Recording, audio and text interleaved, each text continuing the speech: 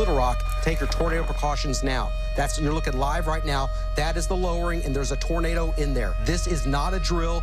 Right now we're looking at a live picture from Little Rock, Arkansas. The capital of Arkansas, Little Rock, hit by a catastrophic tornado and right in the downtown metro area.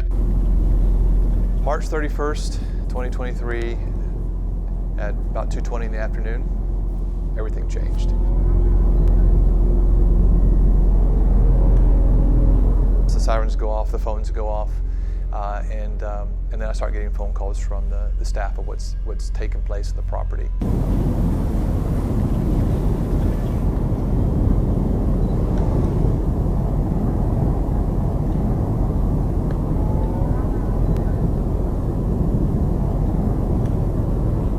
Not only do we have team members here, staff that's here, we have our academy that's actually on campus.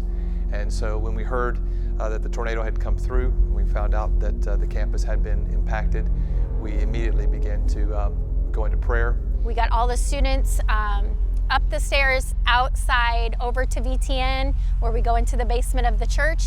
The kids, this is their normal routine. They're used to it. They know we practice this monthly, so it was just another, okay, this is what we do. Once the sirens had abated, we made our way to the campus, and it was a transformed landscape. What we had known for my tenure as pastor no longer looked the same. I saw our HR director, Jason Stone, was the first one on campus.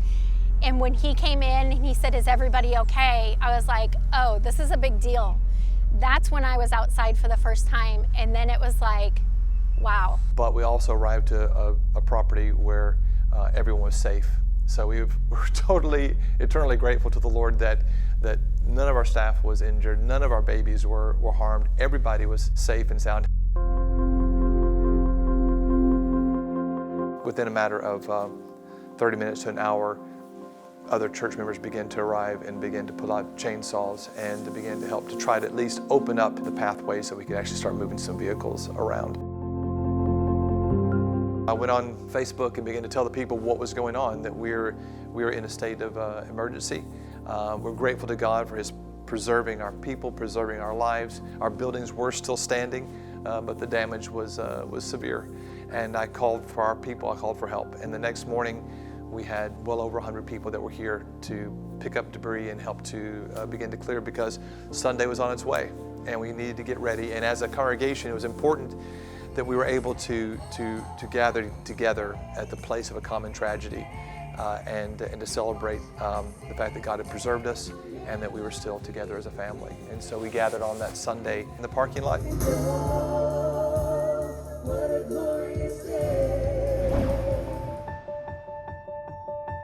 Even though some of the buildings were intact, we had lots of penetration to the roof. This is the auditorium right now without our carpet anymore because of the water penetration, the mold that began to set in. We had the bricks shear off on the back side of the building that destroyed a very large air conditioning unit. So the building left stagnant, no air moving. Of course, there was no power. Mold began to set in, and so now everything that was once in this building has now been taken out. The wall on the far side has mold now inside the wall. The walls are going to have to be opened up as well. So every day I'm finding new issues.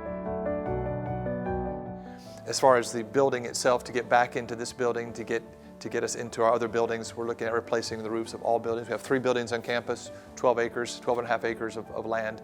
So we're looking at in excess of $2 million to put us back together. In our insurance company, we have some good people that we're working with. And it's our belief that they're going to come through, but how quickly they come through is another question. Will they cover us all the way, or will it be a portion? We don't yet know that, but we know that probably where they're going to supply and where we need to be, there's going to be a margin in between there that we don't have the funds to see our way through that at the moment. We're believing to be able to rebuild our building, to restore our presence in the community for our community's sake, and then to revive our church. Our church has been assaulted in this way, and we need to be revived as a faith community. We're really needing people to join with us in this fight to restore this local house of God to this community and to the people of Agape Church.